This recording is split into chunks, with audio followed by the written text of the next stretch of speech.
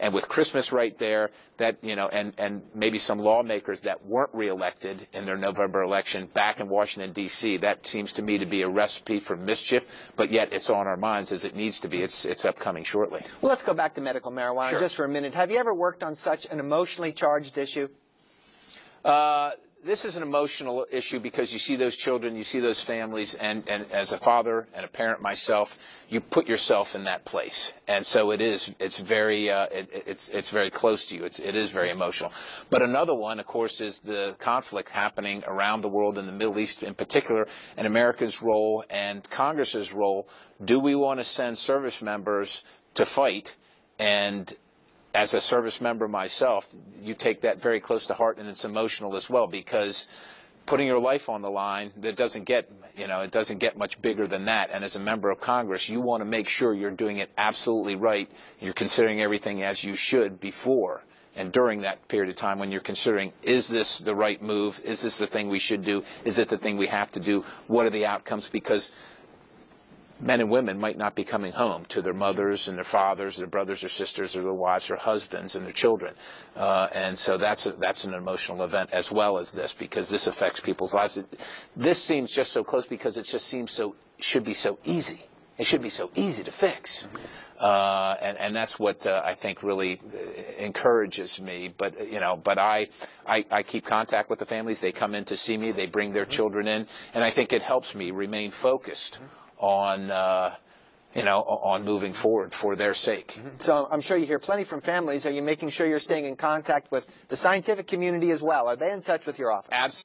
We have a lot, like I said, a lot of stakeholders. Everybody's feeding information in because there are people that are opposed to it. There are people that say this is going to open up to more use of marijuana, and they're opposed to more use, and they're worried about that. But we also have people that are saying, look, this is a good thing. It opens up other avenues for different things that marijuana or other drugs might be used for, other supplements. So there is a lot of interest, and it keeps on coming, and I expect it to keep on coming. And as stakeholders see the kind of the landscape and say, this is where I am, even the pharmaceutical companies saying maybe there's a place for me, or maybe we don't want this to happen because it shuts us out.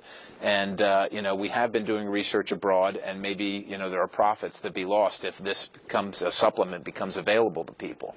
To me, I want to make sure that that children can get the treatment, that their families can get the treatment. None of these people are asking for anybody to pay for it. This isn't, some kind of program where the federal government, through taxes, pays for their treatment. They're just asking to be allowed to treat their children. And it seems to me government should be out of the way of that. Oh, and let's say it's legalized. Maybe the cost is prohibitive. You got to think about that. Absolutely, you do. Right now, it's not prohibitive for the people that are moving out to Colorado. And from my standpoint, it seems to me that if it is legalized at the federal level, the cost will actually go down because you'll have more people being able to use it, and they won't have to travel, or displace. They'll have to be what they're called medical refugees in their own country. Now let's go back to the national stage and think about recent headlines in the last 24 hours about bombings. And given your service in Iraq, what do you think of these recent headlines? Well, listen, I think it's a great thing and then a necessary thing that we're finally doing this. I'm concerned that it's taken so long. Sum it up exactly what we did as far as you know at this point. As far as I know, we struck targets in Syria and Iraq over the last 24 hours. And, of course, the new component is striking Syria. Before that, I think, before the weekend, we had hit 167 or 170 targets in Iraq, but now we've moved across the border into Syria.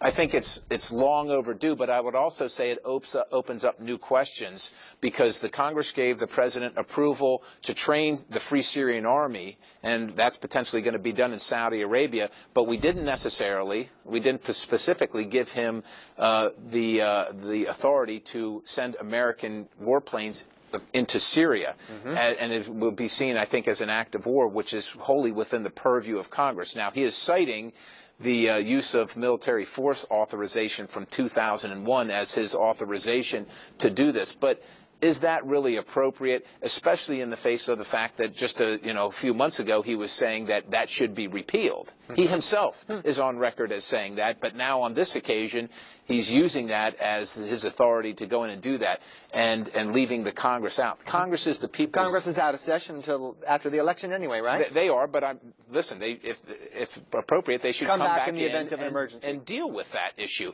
Congress is the people's representative, and Congress has the authority, the sole authority, to declare war. And if this is indeed an act of war, shouldn't we have declared war, and who are we declaring war on, and all the discussion that goes around that, which includes the end state. How will we know when we get there? What is the end state we're seeking? And because what we don't want to be is dragged in slowly into another conflict where American soldiers and service members are dying, and we don't know, there's a murky outcome at the end where maybe we never win, and we don't know how to define success. And that's why these discussions are important. That's why Congress needs to be involved. So is this something that could go on months or years? I think it will go on certainly for months, and it will, I think, undoubtedly go on for years as well. All right. We have just a couple minutes left, Representative Perry, so why not tell us about medical marijuana one more time? Just update us on what you hope will happen and when it will happen. Okay, so I have to say this. This is not approving the recreational use of marijuana. This is very strictly defined of an extract from the plant called CBD or cannabidiol, all right, for treatment, especially for children that have seizures.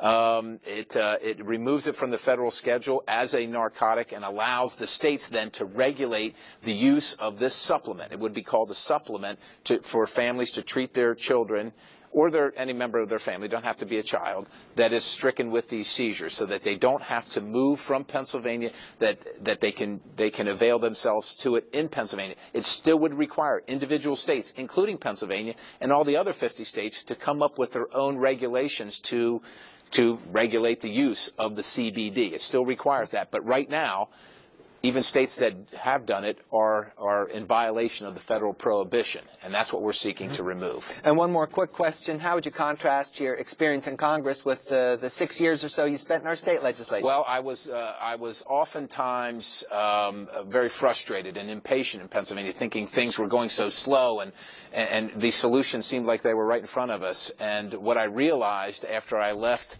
the state house was that I'm even more frustrated down in the federal bureaucracy. It moves much slower, and that one person can really make a huge difference in the Pennsylvania state legislature to positively impact the lives of Pennsylvanians. And so for those representatives that are arguing on PCN right now and making their cases on the floor, you're doing great work, and you are making the lives of Pennsylvanians better. And just know that, because when you go to Washington, it's not to say that you can't, but you better be much more patient and be prepared to wait a lot longer before you see some positive results. All right, we'll end on that note. Scott Perry, Pennsylvania, representing Pennsylvania in the U.S. House. Thank you for your time. Thank you very much. Great seeing you again.